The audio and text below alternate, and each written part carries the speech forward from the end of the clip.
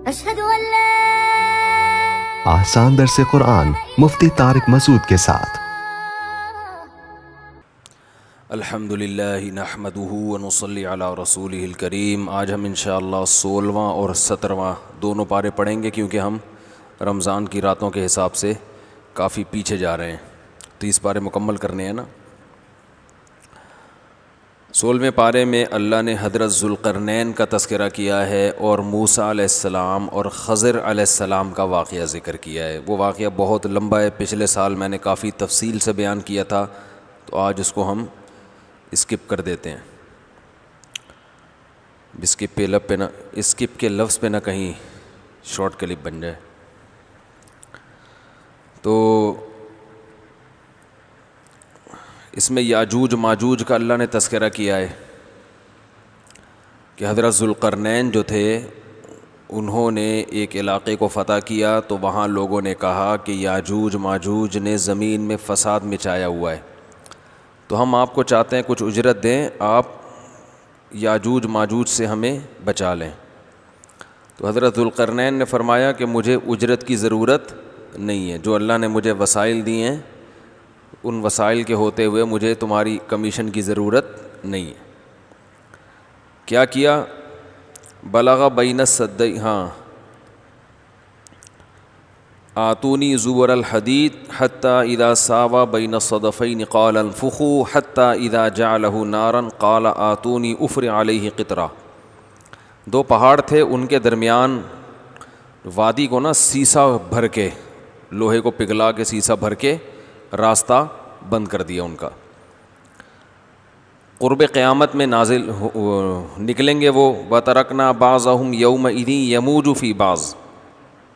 تو اللہ فرماتے ہیں کہ پھر ایک وقت آئے گا کہ یہ نکل آئیں گے اور ایک دوسرے میں گھسے ہوئے ہوں گے، اتنے زیادہ ہوں گے۔ حدیث میں اس کی تفصیل آئی ہے کہ قرب قیامت میں یاجوج ماجوج نکلیں گے اور زمین میں فساد مچائیں گے۔ حضرت عیسیٰ علیہ السلام ان سے جنگ کریں گے اور ان کو قتل کر دیں گے، اور حدیث میں آتا ہے کہ یہ اتنی کثرت سے ان کے لاشیں ہوں گی کہ پوری دنیا متعفن ہو جائے گی بدبو سے۔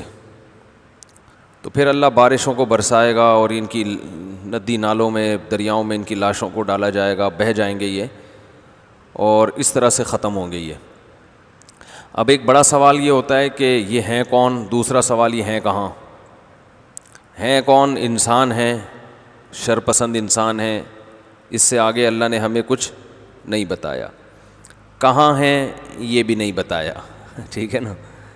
تو یہ جو اشکال کیا جاتا ہے کہ آج تو سیٹلائٹ کے ذریعے سب چیزوں کو دیکھا جا رہا ہے، تو یہ غلط ہے۔ پوری دنیا میں ایک ایک ذرے کو دیکھ لیا گیا ہو، ایسا نہیں ہے۔ اللہ نے اس قوم کو چھپایا ہوا ہے۔ حدیث میں آتا ہے کہ یہ نکلنے کی کوشش کرتے ہیں، دیوار چاٹتے ہیں، جب ختم ہونے والی ہوتی ہے تو کہتے ہیں ہم کل دوبارہ شروع کریں گے، کل اس کو ختم کر دیں گے، تو وہ دوبارہ اللہ اس کو ویسے ہی بنا دیتے ہیں جیسے پہلے دن تھی۔ تو ایک دن آئے گا یہ کہیں گے انشاءاللہ کل یہ دیوار ختم ہو جائے گی، تو جس دن یہ انشاءاللہ کا لفظ کہیں گے اگلے دن یہ دیوار ختم ہو جائے گی اور یہ زمین میں نکل جائیں گے۔ تو زمین میں ایک جگہ پر اللہ نے ان کو چھپایا ہوا ہے، اور ویسے بھی اس سے پہلے یہ دریافت ہو نہیں سکتے، کیونکہ اگر پہلے یہ دریافت ہو گئے تو پھر تو حدیث کی مخالفت ہو جائے گی نا۔ تو پہلے نہیں دریافت ہوں گے، جب ان کے نکلنے کا ٹائم جو اللہ نے رکھا ہے اسی ٹائم پہ یہ نکلیں گے اور زمین میں مار دھاڑ شروع کر دیں گے، بہت زیادہ فساد مچائیں گے، لڑائی کریں گے۔ تو بہت کثرت سے ہیں، مگر کہاں ہیں؟ اللہ نے اس پہ پردہ ڈال دیے۔ اسی صورت کے آخر میں اللہ نے فرمایا قل انما انا بشر مثلکم، کہہ دیجئے کہ میں تمہاری طرح کا انسان ہوں۔ فرق کیا ہے؟ یوحا الیہ، مجھ پر وحی نازل ہوتی ہے۔ تو ہمارے نبی صلی اللہ علیہ وسلم اپنی ذات کے لحاظ سے بشر ہیں، حقیقت کے لحاظ سے کیا ہیں؟ بشر، انسان ہیں۔ بھوک بھی لگتی ہے آپ کو، اور آپ صلی اللہ علیہ وسلم نے نکاح بھی فرمائے، آپ کی اولاد بھی ہوئی، آپ کے بھی والدین ہیں، تو وہ تمام لوازمات جو بشر اور انسان کے ساتھ ہوتے ہیں وہی لوازمات نبی صلی اللہ علیہ وسلم کے ساتھ بھی تھے۔ فرق کیا ہے کہ آپ کو اللہ نے پیغمبر بنایا اور پیغمبروں کا بھی سردار بنایا، سب سے افضل بشر۔ تو اس لیے اعتدال کی رائے یہی ہے کہ آپ کو انسان مانا جائے اور اللہ کے بعد سب سے افضل ترین مانا جائے. جنہوں نے آپ کا درجہ گھٹایا وہ بھی غلو کا شکار، اور جنہوں نے بڑھا دیا وہ بھی، یعنی جو حدود ہیں ان حدود سے بڑھا دیا وہ بھی غلو کا شکار ہیں.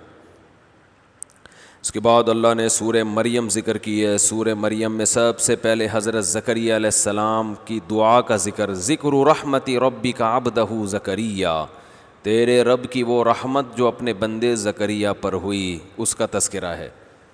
بڑھاپے میں اللہ سے اولاد مانگی، اللہ نے بڑھاپے میں آپ کو اولاد عطا کی ہے. پریشان ہو گئے بڑھاپے میں کیسے ملے گی، خود دعا مانگ رہے ہیں، پھر جب ہونے لگی تو پریشان کی کیسے ہو گئی. تو اللہ نے فرمایا کہ اے زکریا ہم نے تم کو پانی سے بنایا، اس وقت تو آپ کچھ بھی نہیں تھے. جو اللہ پانی سے انسان بنا سکتا ہے وہ بوڑھے میاں بیوی کو اولاد کیوں نہیں دے سکتا.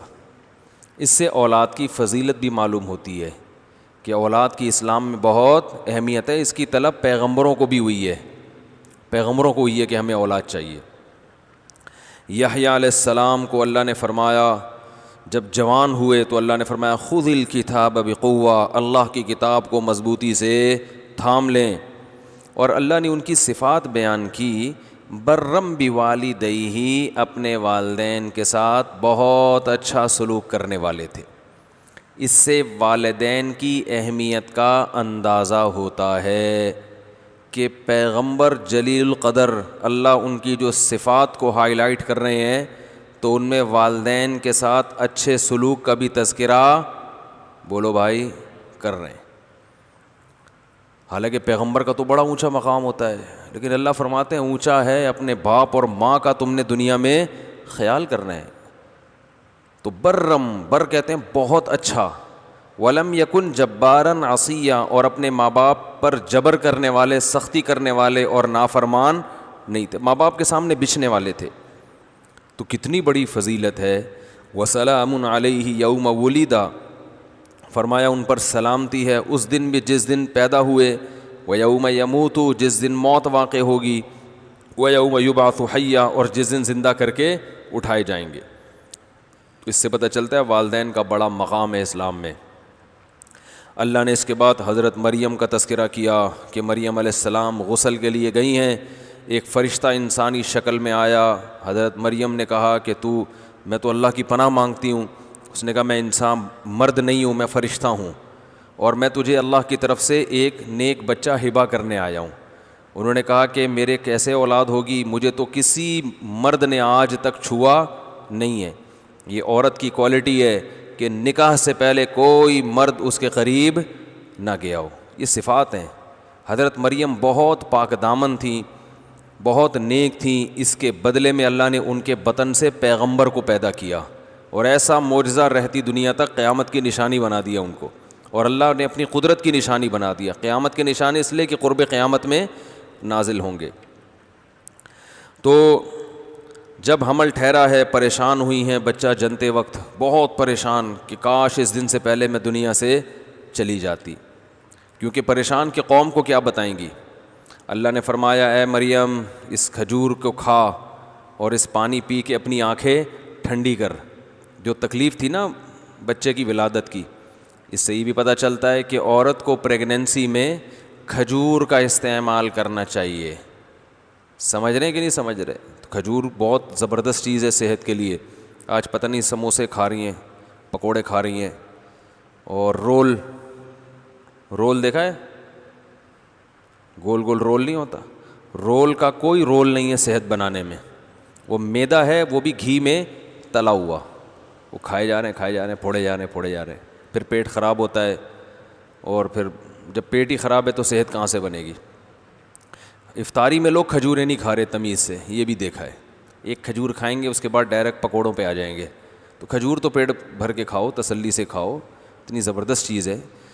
تو اللہ نے فرمایا حضرت مریم کو یہ جو تکلیف ہو رہی ہے تو فکلی وشربی وقرری عینا، یہ تر کھجوریں کھا اور پانی پی اور اپنی آنکھوں کو ٹھنڈا کر.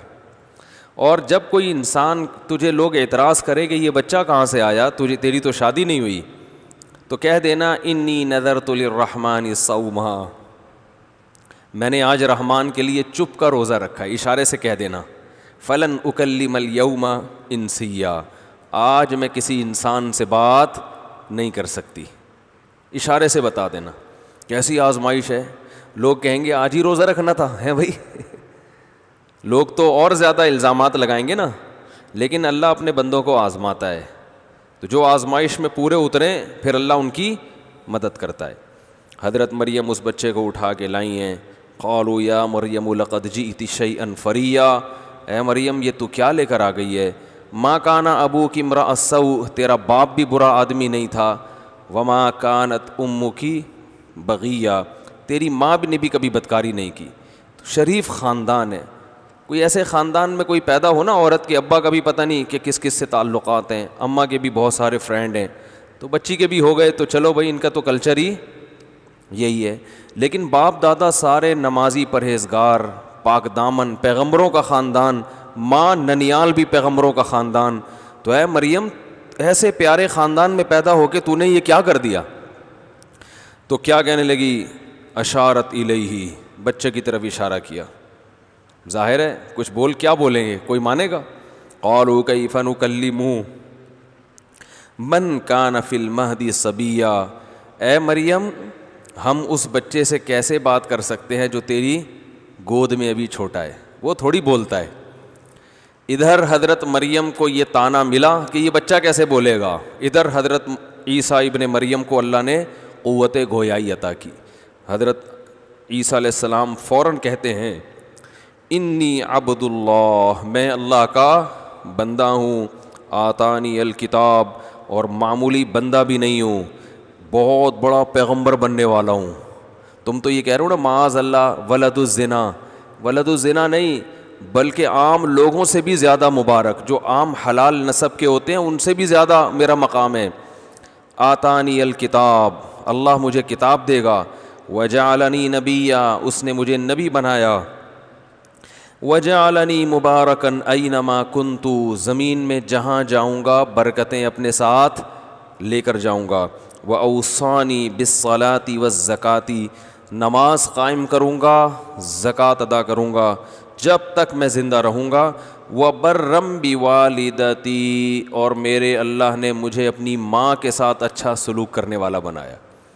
دیکھو اس سے پیچھے یحییٰ علیہ السلام کا ذکر، وہاں بھی اپنے والدین کا تذکرہ، یہاں عیسیٰ علیہ السلام کا ذکر، یہاں بھی کیونکہ باپ نہیں تھے حضرت عیسیٰ کے، صرف ماں تھیں، تو یہاں بھی اپنی ماں کے ساتھ حسن سلوک کا تذکرہ.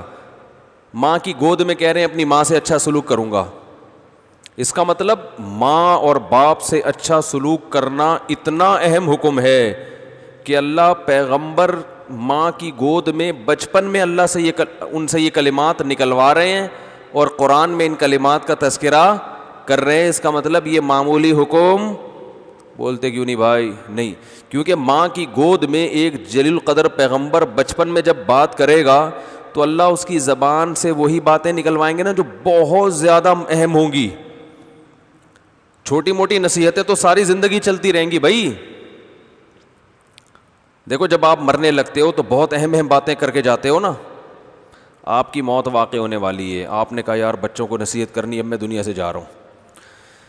اب آپ نے سارے بچوں کو بلایا، کوئی امریکہ سے، جاپان سے، سارے بچے آ گئے. آپ نے کہا بیٹا مجھے کینسر، اللہ نہ کرے بیٹا مجھے کینسر ہے، اب میں دنیا سے جا رہا ہوں. تو بچے کہیں گے ابا آپ کوئی نصیحت کریں، اہم اہم نصیحتیں آپ جا رہے ہیں بتائیں. بیٹا وہ چینی کا ڈبہ جو ہے نا میں نے کھلا رکھا ہے باہر، اس پہ مکھیاں بیٹھیں گی، جب میں دنیا سے چلا جاؤں ایسا نہ ہو وہ چینی خراب ہو جائے، ڈھکن ڈبے پہ لگا دینا. بات آ رہی ہے سمجھ میں؟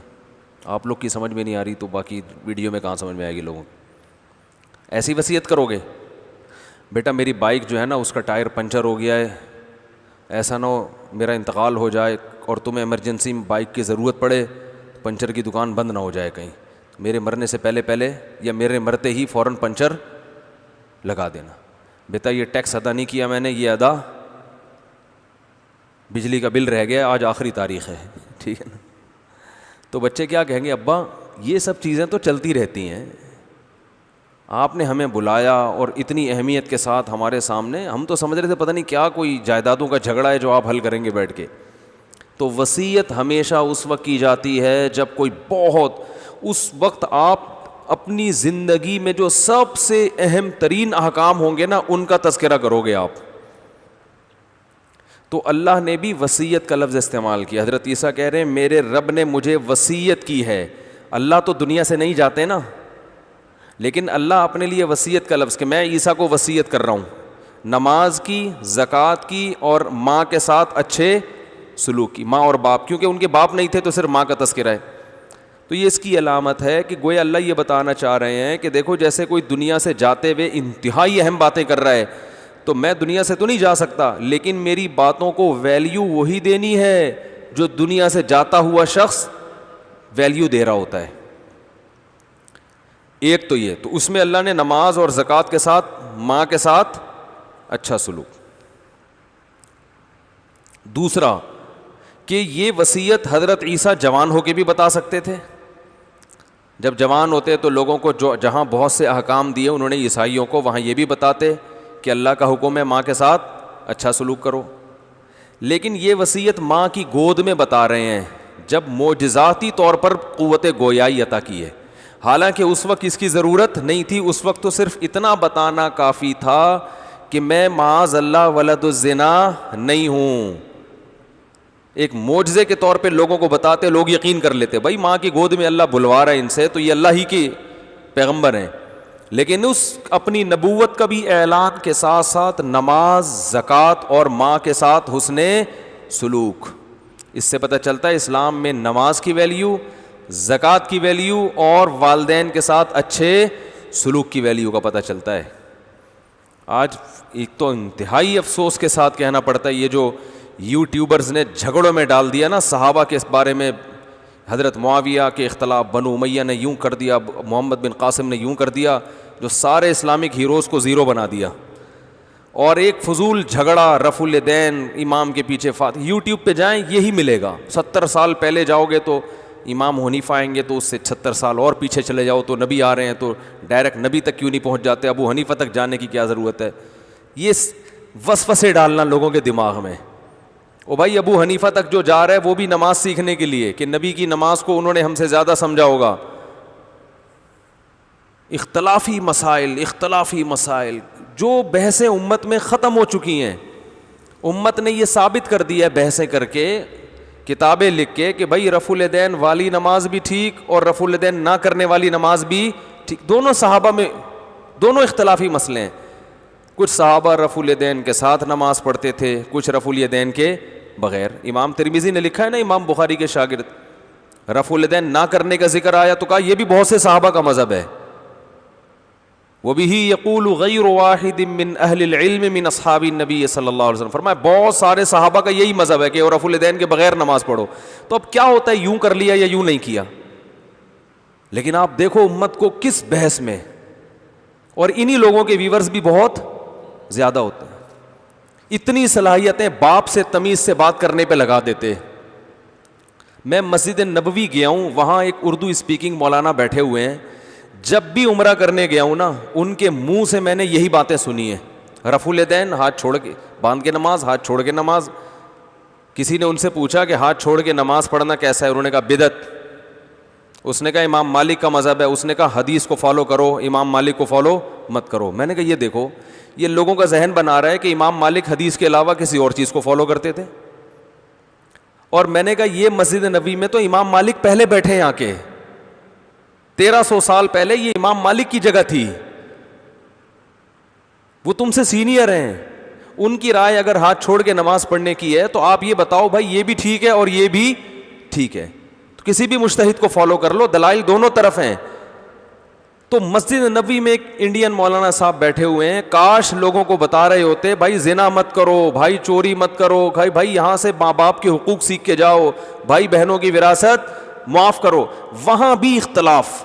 عرب علماء جو بیان کرتے ہیں ان میں نہیں ہے, حرم کے اماموں کے بیان سنے ان میں یہ چیز نظر نہیں آئے گی, ائمہ حرم کی. لیکن کسی اردو اسپیکنگ کو سن لینا مسجد نبوی میں, وہ یہی صبح سے شام یہی سوالات بھی یہی.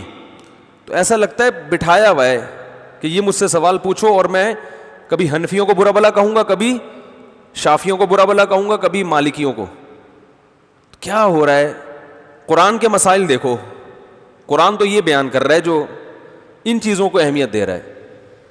تو ایک صاحب یہاں رفع الیدین پہ جھگڑتے تھے, مجھے کسی نے بتایا یہ اپنے ماں باپ کے ساتھ اتنا برا سلوک کرتا ہے, اتنی بدتمیزی سے بات کرتا ہے, نہ یہ اپنے کسی بزرگ کا احترام کرتا ہے نہ کسی عالم کا احترام کرتا ہے. اس کو آپ اختلافی مسائل میں پوچھو تو فنٹر ہے یہ. تو یہ لوگ ہمیں قرآن و سنت کے اصل احکام سے دور کر رہے ہیں. تو کیسی پیاری تقریر حضرت عیسیٰ علیہ السلام کی کہ میرے رب نے مجھے نماز کا حکم دیا, والزکاتی, زکوٰۃ کے مراد کیا ہے؟ غریبوں پر کے ساتھ حسن سلوک, مال بھی خرچ کروں گا اللہ کی راہ میں. اسلام میں کنجوسی کا کوئی تصور نہیں ہے بھائی. جب پیسہ ہے, دیکھو غیر مسلموں میں کیا ہے, جس کا پیسہ ہے بس وہی ہے. گورنمنٹ زبردستی بیشک 50% کھینچ لے تو کھینچ لے, وہاں کی حکومتیں آدھی آدھی تنخواہیں زبردستی کاٹ لیتی ہیں. تو اسلام میں یہ نہیں ہے. اسلام میں اپنی مرضی سے کیا کر رہے ہو اس پہ ثواب ملے گا. وفی اموالہم حق للسائل والمحروم, اللہ فرماتے ہیں ان کے مال میں حق ہے, مانگنے والوں کا بھی جو مستحق ہیں اور محروم لوگوں کا بھی. تو پہلے ماں باپ پہ خرچ کرنا ہے, بیوی بچوں پہ خرچ کرنا ہے, رشتہ داروں پہ خرچ کرنا ہے, پڑوسیوں پہ خرچ کرنا ہے, ملک اور قوم کے مسکینوں پہ خرچ کرنا ہے, عالم اسلام کے ضرورت مندوں پہ خرچ کرنا ہے. پھر جہاں بھی ضرورت ہو, چاہے وہ غیر مسلم ہی کیوں نہ ہو, ان پہ خرچ کرنا ہے.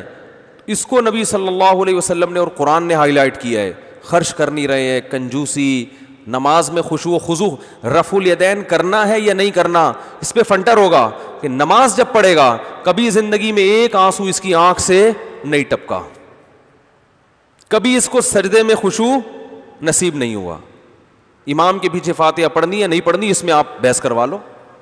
کیسی پیاری بات کسی عالم نے کہی کہ صحابہ کرام کی نمازوں میں اختلاف ہماری نمازوں سے زیادہ تھا. صحابہ میں کچھ یہاں ہاتھ باندھتے, کچھ یہاں ہاتھ باندھتے, کچھ رفع الیدین کرتے, کچھ رفع الیدین نہیں کرتے, کچھ جب رکوع کرتے تو گھٹنوں کو پکڑتے, اور عبداللہ بن مسعود جب رکوع کرتے تو گھٹنوں کے درمیان ایسے ہاتھ رکھتے تھے, گھٹنے پکڑتے نہیں تھے. یہ بھی ایک اختلافی مسئلہ ہے. تو ان کے رکوع میں بھی فرق. ہمارے تو سب کے رکوع ایک جیسے ہیں, اہل حدیث کے دیوبندی بریلوی سارے رکوع ایک جیسے کرتے ہیں. رکوع سے اٹھتے ہوئے اختلاف آتا ہے کہ یہ کرنا ہے کہ نہیں کرنا, جبکہ صحابہ کے تو رکوع میں کیا تھا؟ اختلاف. حضرت معاویہ کے بارے میں عبداللہ بن عباس کو کسی نے بتایا کہ 1 رکعت وتر پڑھتے ہیں. عبداللہ بن عباس کو گویا وہ شکایت کر رہے تھے کہ 1 پڑھتے ہیں. انہوں نے فرمایا دعھا فإنہ صاحب رسول اللہ, چھوڑ دو ان کو اپنے حال پہ. کیا مطلب؟ اگرچہ یہ میری رائے سے مختلف ہیں لیکن نبی کی صحبت اٹھائی ہے تو کرنے دو. ہمارے ہاں مسلسل 1 رکعت وتر, 3 رکعت وتر, جو 3 پڑھتے ہیں وہ بخاری کی حدیث کا منکر ہے بھائی. آپ ابھی میں نے ایک وتر پہ کلپ ریکارڈ کروایا, جواب دیا تو اس کے نیچے کمنٹس, دلائل سے کوئی جواب نہیں دے رہا, بس بار بار یہی کہ یہ اندھے مقلد ہیں یا یوں ہیں. ایک ایسی بحث امت میں چھیڑ دی ہے جس کی امت کو بالکل ضرورت نہیں تھی. اسی وجہ سے ہم کہہ رہے ہیں کہ چاروں فقہ میں سے ایک کو فالو کرو اور باقیوں کو برحق سمجھو, بس اتنی سی بات ہے. سب نے قرآن و حدیث ہی کی تحقیق کی ہے, سب قرآن و سنت ہی کو مانتے ہیں. اللہ نے نبی سے مختلف اعمال کرا کے ساری سنتیں اس امت میں ہمیشہ کے لیے زندہ کر دی. میں دبئی کئی بار گیا ہوں, وہاں میں نے بہت سے لوگ دیکھے ابو ظہبی میں نا ہاتھ چھوڑ کے نماز پڑھتے ہیں. ہمیں تو کبھی تکلیف نہیں ہوئی, یہ کیا کر رہے ہو, ہاتھ چھوڑ کے کیوں نماز پڑھ رہے ہو؟ بھائی وہ مالکی, امام مالک کو فالو کر رہے ہیں اور ان کی بھی مضبوط دلیل ہے. امام مالک کہتے ہیں میں نے اہل مدینہ میں سب کو ہاتھ چھوڑ کے پایا ہے, لہذا وہ کہتے ہیں جو ہاتھ باندھنے کی حدیث ہے اہل مدینہ کے عمل سے پتہ چلتا ہے کہ نبی کا آخری عمل کیا تھا, ہاتھ چھوڑنے کا. وہ بھی ٹھیک ہے. ہم ہاتھ کیوں باندھتے ہیں بھائی؟ ہم امام حنیفہ کی تحقیق کو فالو کرتے ہیں, ان کے ہاں افضل کیا ہے؟ تو بجائے اس کے کہ ہم ساری زندگی دلائل میں تطبیق دے کے ایک کو ترجیح دیتے رہیں, تو ہم یہ کہتے ہیں یار یہ کام ہو چکا ہے, اب اس کو چھیڑنے کی ضرورت نہیں ہے, سب صحیح ہیں, ایک کو فالو کر لو, دوسرے کو بھی صحیح سمجھو. اس سے امت میں اتحاد پیدا ہوگا, اس سے امت میں جوڑ پیدا ہوگا. اور قرآن و حدیث کے نام پہ جس طرح آج امت کو جوڑنے کی کوشش کی جا رہی ہے نا, تو یہ ایسے ہی ہے جیسے غبارے میں جتنا ہوا بھر دی آپ نے, اب جتنا وہ چھوٹا ہو سکتا تھا ہو گیا, مزید اب آپ اس کو دبائیں گے تو وہ پھٹ جائے گا. تو امت میں جو بہت سارے اختلافات تھے, چاروں اماموں نے تحقیقات کر کے ان اختلافات کو سمیٹ دیا ہے. اب سمٹ کے جتنا سمٹ سکتی تھی امت سمٹ گئی ہے, اس کو مزید ایک پلیٹ فارم پہ لانے کی کوشش کی تو یہ سمٹے گی نہیں, یہ پریس ہونے سے پھٹ جائے گی جیسے کہ پھٹ رہی ہے.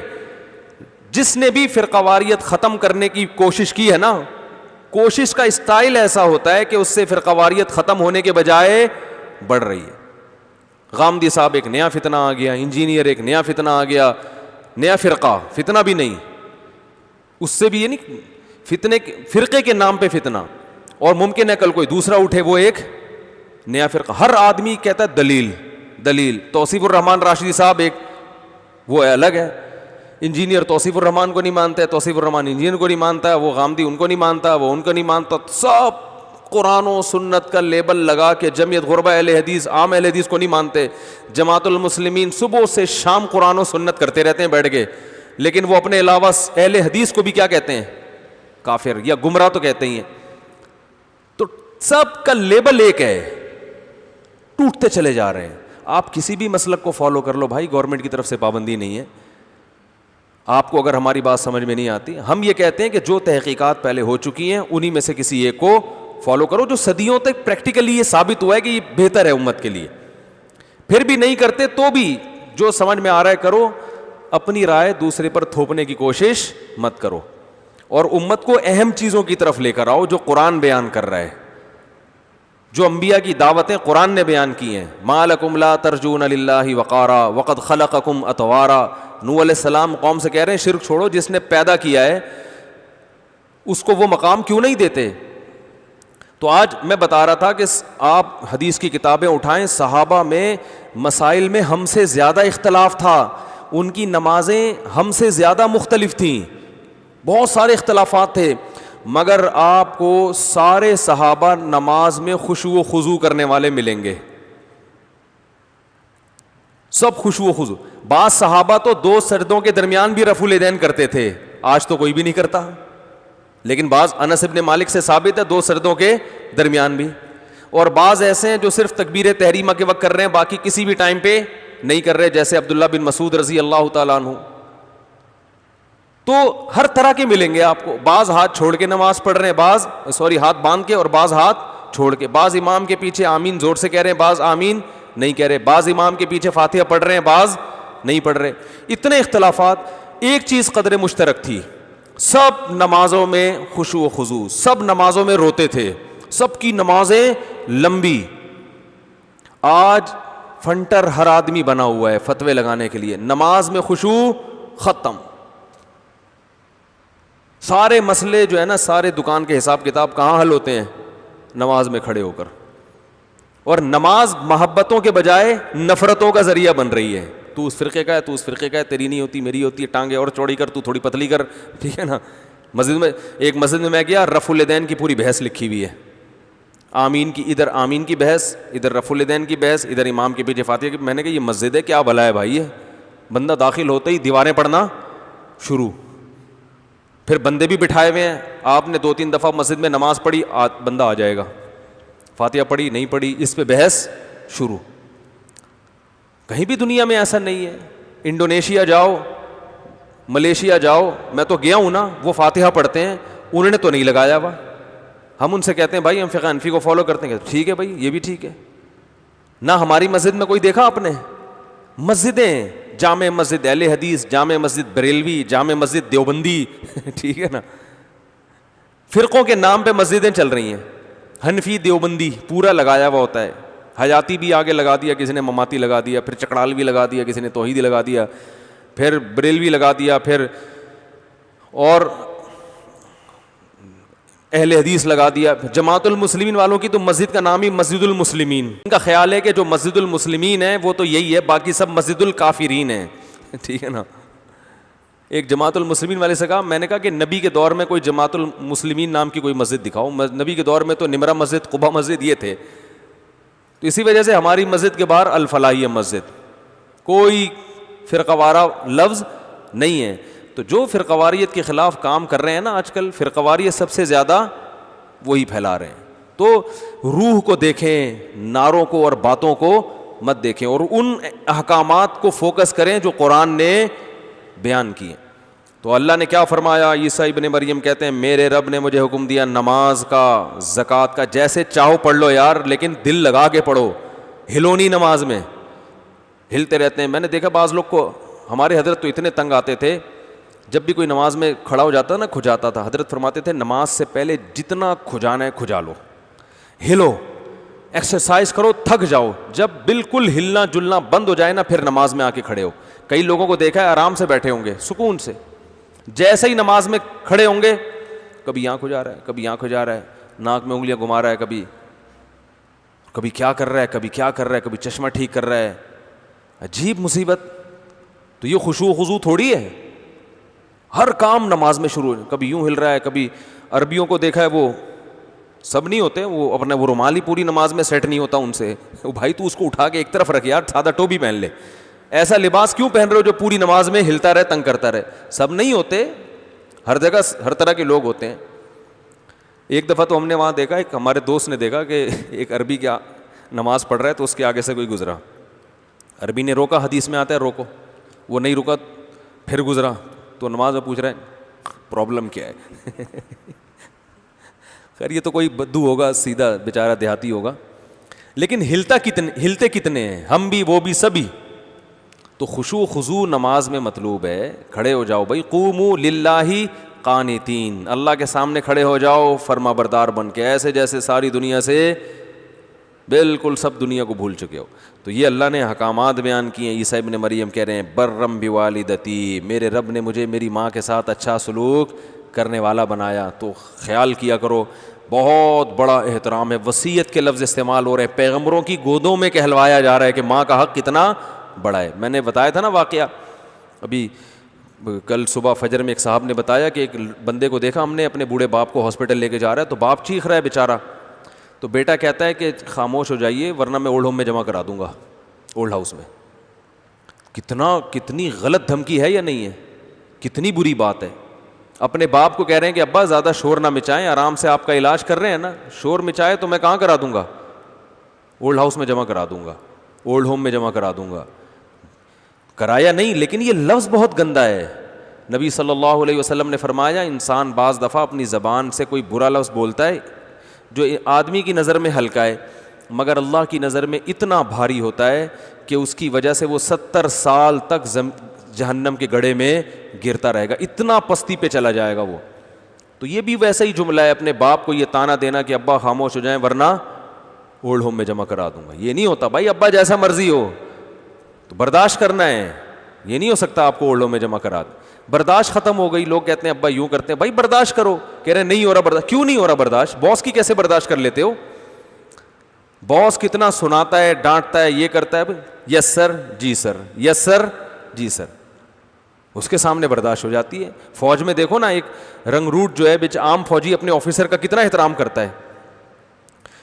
بعض دفعہ وہ پنشمنٹ کے لیے, میں نے تو ٹائم گزارا ہے نا پاکستان نیوی میں بھی کچھ ٹائم گزارا ہے, پنشمنٹ جب ہوتی ہے نا وہیں بیٹھ کے لگاؤ, سب لگا رہے ہوتے ہیں آفیسر کے سامنے, ڈپس لگاؤ, یہ کام کیوں کیا, چلو ڈپس لگاؤ. باپ تو ایسا نہیں کرتا, اس کی کڑوی کسیلی برداشت نہیں ہوتی. تو بہت بڑا مقام ہے بھائی, اس کا خیال کیا کرو. اس کے بعد اللہ نے ابراہیم علیہ السلام کا واقعہ بیان کیا. 5 منٹ رہ گئے, 30 منٹ ہونے میں, 40 منٹ ہونے میں, تو اب ہم 17واں پارہ کر لیتے ہیں کیونکہ ہم بہت پیچھے جا رہے ہیں. 17ویں پارے میں اللہ نے بتایا, اس کے بعد جو ہے نا یہی 16ویں پارے میں ابراہیم علیہ السلام کی دعوت کا تذکرہ ہے کہ اپنے والد کو انہوں نے کیسے سمجھایا. اس میں بھی ہے کہ کتنے پیارے الفاظ سے سمجھا رہے ہیں اپنے ابا کو. عیسیٰ علیہ السلام کے بعد واقعہ کس کا ہے, حضرت ابراہیم کا. مشرک باپ ہے, بیٹا توحید کی دعوت دے رہا ہے اور باپ بت بنا بنا کے بیچ رہا ہے. دونوں کا ویژن ایک دوسرے کے بالکل اپوزٹ. تو ابراہیم علیہ السلام کی دعوت میں سب سے بڑی رکاوٹ کون ہے, ابا. لیکن بات کرنے کا انداز دیکھو, یا ابتی, اے میرے پیارے ابا. اور ابا کی طرف سے دھمکی مل رہی ہے, لأرجمنک, پتھروں سے مار کے ہلاک کر دوں گا. تو یہ نہیں کہا ابا میں تو اتنا سمجھا کے تھک گیا, آپ نے اگر پتھر مارنے کی کوشش کی نا تو میں اولڈ ہاؤس میں آپ کو جمع کرا دوں گا. بہت برداشت کر لیا ہم نے بھی, ٹھیک ہے آپ ہمارے ابا ہیں, مانتے ہیں ہم آپ کے, لیکن ایک چیز کی کیا ہوتی ہے, ہر چیز کی ایک لمٹ ہوتی ہے, حد ہوتی ہے. بہت ہو گئی, مجھے اللہ نے پیغمبر بنا کے بھیجا دین کی دعوت کے لیے. سب سے بڑی رکاوٹ مجھے لوگ تانے کیا دیتے ہیں, اپنے ابا کو تو دیکھو, تم تو توحید کی دعوت دے رہے ہو اور ابا بت بنا کے بیچ رہے ہیں. ابا بس بہت برداشت کر لیا.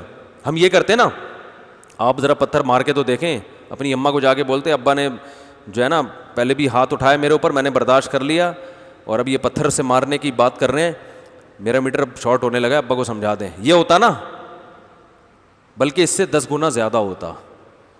بلکہ باپ یہ دھمکیاں دیتا ہی نہیں, باپ کو پتا ہے کہ میں یہ دھمکیاں افورڈ نہیں کر سکتا. تو جب یہ باپ نے بات کی ہے کہ پتھروں سے مار کے ہلاک کر دوں گا, تو بیٹا کیا کہہ رہا ہے, ساستغفر لک ربی. ٹھیک ہے, اب میں دعوت سے تو مایوس ہو گیا, لیکن میں اپنے رب سے آپ کی مغفرت کی دعا مانگوں گا. انہ کان بی حفیہ, وہ میرے ساتھ رحم دل ہے. ٹھیک ہے, آپ اس کے فرما بردار نہیں ہیں, آپ کی نہیں قبول کرے گا, لیکن میری تو قبول کر لے گا نا آپ کے حق میں, لہذا میں اللہ سے مانگوں گا آپ کے لیے. وہ الگ بات ہے, اللہ نے دعائے مغفرت پر خود سے پابندی لگا دی ابراہیم علیہ السلام پر کہ آپ نہیں کر سکتے دعا, لیکن انہوں نے آخری حد تک ہر لحاظ سے اپنے باپ کی خیر خواہی کی کوشش کی ہے, اور پھر ہجرت کر لی کہ جب مایوس ہو گئے کہ اب یہاں فائدہ نہیں ہے تو ہجرت کی ہے. جو اللہ کے لیے قربانی دی, تو پھر اللہ نے اس کے بدلے میں آپ کو ایک نیا خاندان دے دیا. حضرت سارہ اور حضرت ہاجرہ, یہ دونوں سے اللہ نے آپ کو اولاد دی, اسماعیل علیہ السلام اور اسحاق علیہ السلام. پھر اسحاق علیہ السلام سے اللہ نے آپ کو بیٹے دیے یعقوب علیہ السلام, اور یعقوب علیہ السلام کے بیٹے تھے یوسف علیہ, سارے پیغمبروں کا سلسلہ. پھر انہی کی نسل میں پیدا ہوئے موسیٰ علیہ السلام, داؤد علیہ السلام. اس لیے میں لوگوں سے کہتا ہوں کہ صحیح راستے پہ چلو, اور حق پہ چلنے میں خاندان کی پرواہ نہ کرو. خاندان سے سلوک اچھا کرو, بہنوں پہ خرچ کرو, بھائیوں پہ خرچ کرو, ابا اماں کا خیال کرو. راستہ اللہ اس کے رسول کا اختیار ہوگا. ابا اماں کے کہنے سے داڑھی نہیں کٹانی. آپ کے پاس شادی کرنے کے پیسے ہیں, ابا منع کر رہے ہیں, تو ابا کی بات مت مانو, کیونکہ آپ جب گناہ میں پڑو گے تو قیامت میں ابا آپ کو عذاب سے بولتے کیوں نہیں بھائی, نہیں بچا سکتے. تو یہ ہاں شریعت ہے, شریعت کہہ رہی ہے نکاح کرو, آپ ابا کہہ رہے ہیں نہیں کرو, تو آپ ابا سے بولیں ابا بہت پیارے ابا ہیں آپ, میں آپ کی ساری زندگی خدمت کروں گا, شادی میں کروں گا لازمی. اب خاندان والے کہتے ہیں کہ لوگ مجھے آ کے نوجوان کہتے ہیں میں خاندان سے کٹ جاؤں گا, تو میں کہتا ہوں آپ جب شادیاں کرو گے بیوہ سے کرو پہلی شادی, پھر طلاق یافتہ سے کرو, ٹھیک ہے نا, 4 شادیاں کر لو عدل کے شرط کے ساتھ. تو جب آپ 4 کرو گے اور پھر آپ کے جو اسپیڈ کے ساتھ نسل بڑھے گی, تو آپ کا اپنا اتنا بڑا خاندان ہوگا کہ آپ اپنے خاندان کا حصہ بننے کے بجائے آپ کا خاندان آپ کے خاندان کا حصہ بن جائے گا. نہیں آ رہی بات سمجھ بھائی, اتنے افراد ماشاءاللہ آپ کے پاس ہول سیل کے حساب سے گھر میں ہوں گے, تھوڑے دنوں میں, زیادہ ٹائم نہیں لگتا اس میں. جو اسپیڈ بڑھتی ہے نا زیادہ ٹائم نہیں لگتا. پہلے تو آپ کی 4 بیویاں ہوں گی, وہی آپ کا خاندان ہے. رکھو ان کو, ایک کو لانڈی میں رکھو, دوسری کو بالکل وہاں لے کے جاؤ کیماڑی, تاکہ فائرنگ ہی نہ ہو سکے, ایک دوسرے کا موبائل نمبر نہ دو. تیسری کو رکھ لو کرنگی میں, چوتھی کو رکھ لو ہب چوکی کے قریب کہیں پہ, تو 4 ایریا میں. تو خیر یہ تو میں مذاق کر رہا ہوں, جہاں بھی رکھو. پھر کیا ہوگا کہ آپ کا اپنا خاندان ہوگا, پھر آپ کی اولاد ہوگی, تو آپ خود ایک بڑے خاندان کے مالک ہوگے انشاءاللہ. تو آپ کا خاندان پھر جو آپ کو اپنے خاندان کی ضرورت نہیں, بلکہ آپ کے خاندان کو آپ کی ضرورت ہوگی. وہ فخر سے بتائیں گے ہم اس کی فیملی سے بلانگ کرتے ہیں, ٹھیک ہے نا, کیونکہ جو بڑا خاندان ہوتا ہے تو چھوٹے خاندان اس میں کیا ہو جاتے ہیں, زم. تو آج کل خاندان ہیں کتنے چھوٹے چھوٹے, لوگ کہتے ہیں خاندان کا ڈر ہے. میں کہتا ہوں ہے کیا, تمہارا ایک آدھ بھائی ہوگا, ایک آدھ خالہ ہوگی, بس یہی تو ٹوٹل خاندان یہی ہے. بچے تو پیدا ہو ہی نہیں رہے آج کل. اس کو یہ خاندان, اس کا خاندان تو وہاں ادھر ہوتا ہے KPK میں 8-10 چاچے, وہ بتاتے ہیں ہمارے چاچے, ابھی چاچے چاچے چاچے ختم ہوتے ہوتے پھر وہ ماموں شروع ہوتے ہیں. تو وہ خاندان تو اس کو بولتے ہیں بھائی.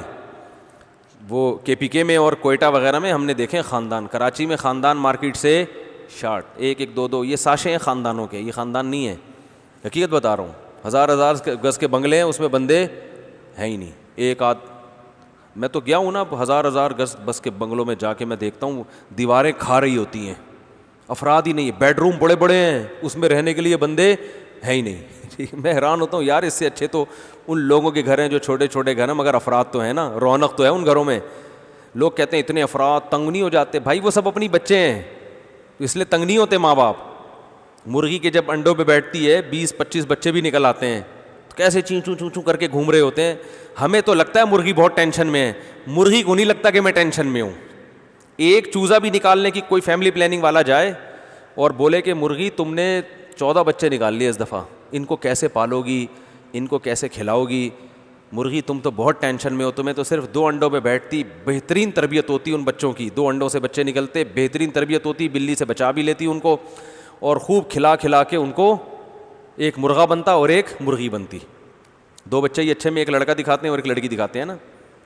تو فیملی پلاننگ والوں کی یہ تقریر سب کی سمجھ میں آئے گی, جس کو ٹینشن ہے نا اس کو سمجھ میں نہیں آئے گی.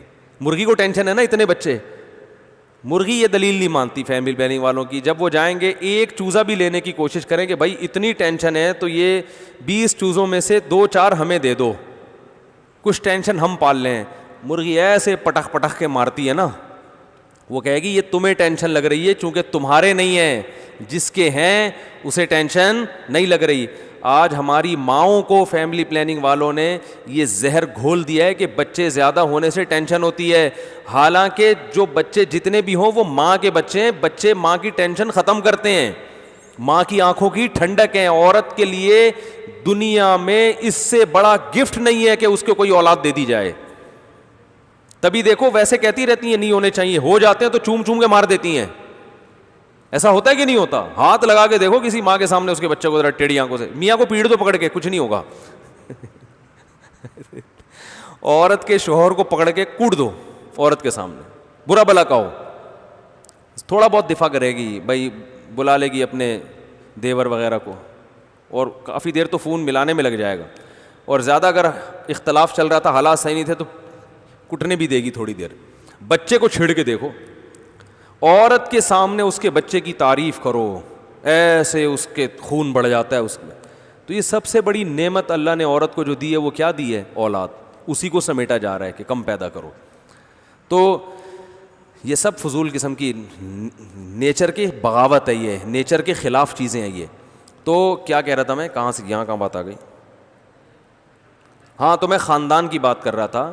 خاندان جو ہے نا اللہ تعالیٰ نے جو ہے وہ, ہاں آپ جیسے ابراہیم علیہ السلام نے اپنے خاندان کو چھوڑا تو اللہ نے پورا ایک نیا خاندان دے دیا. تو شریعت کی باتوں میں, شریعت کی مخالفت میں خاندان کی بات نہیں مان.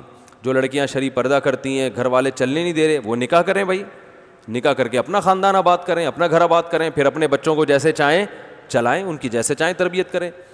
تو یہ اللہ کی بڑی نعمت ہے, ورنہ ہم پھنسے رہتے ایک ہی جگہ پہ ساری زندگی, تو کلچر ہی کو فالو کرتے رہتے. تو اللہ نے آپشن دیا بھائی, بالے ہو سائڈ پہ نکلو, ٹھیک ہے نا, اور اپنا ایک نیا خاندان بناؤ, پھر اس کو جیسے چاہو چلاؤ. تبھی تو ہمارے نبی صلی اللہ علیہ وسلم نے حکم دیا نکاح بھی جلدی ہو اور نسل بھی بڑھاؤ, تاکہ مسلمانوں کا اپنا ایک کلچر وہ گرو کرے دنیا میں, وہ پھیلے دنیا میں, کیونکہ جس کی آبادی بڑھتی ہے وہی پھر بالآخر غالب آتا ہے. تو اللہ تعالیٰ نے یہاں پر ابراہیم علیہ السلام کی قربانیوں کا تذکرہ, تو اس میں بھی دیکھو ماں باپ کے ساتھ کتنا اچھا سلوک. کافی ہو گیا, آج بھی 17واں پارہ نہیں ہو سکا, کل پھر ہم انشاءاللہ 17واں اور 18واں دونوں کوشش کریں گے پڑھنے کی. اللہ تعالیٰ سمجھنے کی, عمل کی توفیق عطا فرمائے.